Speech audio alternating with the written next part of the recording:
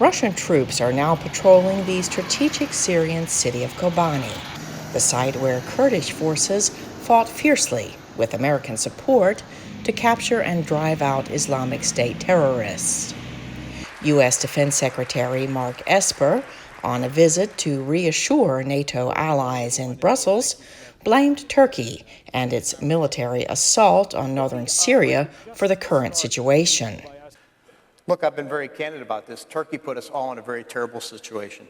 I mean, I think the incursion was unwarranted. I think President Erdogan, though, was fixated on making this incursion for one reason or another, and there was not a possibility that we were going to start a war with a NATO ally, a NATO ally who's been a very good ally since its joining the alliance in 1952, I think.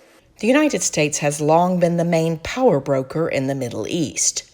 But experts say Russia is moving into the vacuum created by the U.S. retreat from Syria.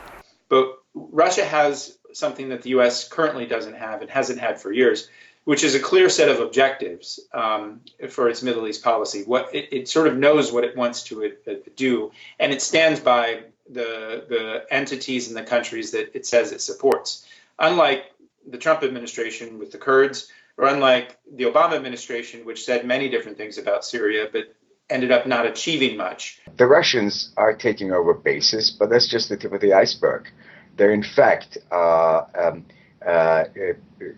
overseeing a situation which is not just to their advantage, but also to the advantage of the regime of Bashar Assad, which has been able to sustain itself in power, primarily with the help of Moscow through its air force, as well as the Iranian volunteers who have been sent by Tehran. President Donald Trump says the U.S. will likely leave a small number of troops in southeast Syria to keep Islamic State terrorists from gaining control of valuable oil fields there.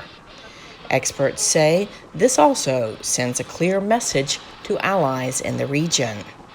The message that we can protect oil fields and not people will be heard loudly across the region, particularly, again, amongst our partners and allies who have sacrificed a lot to defeat ISIS, like the Kurds in Syria.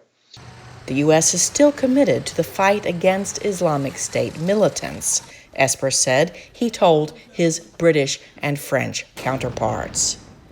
Cindy Saine, VOA News, the State Department.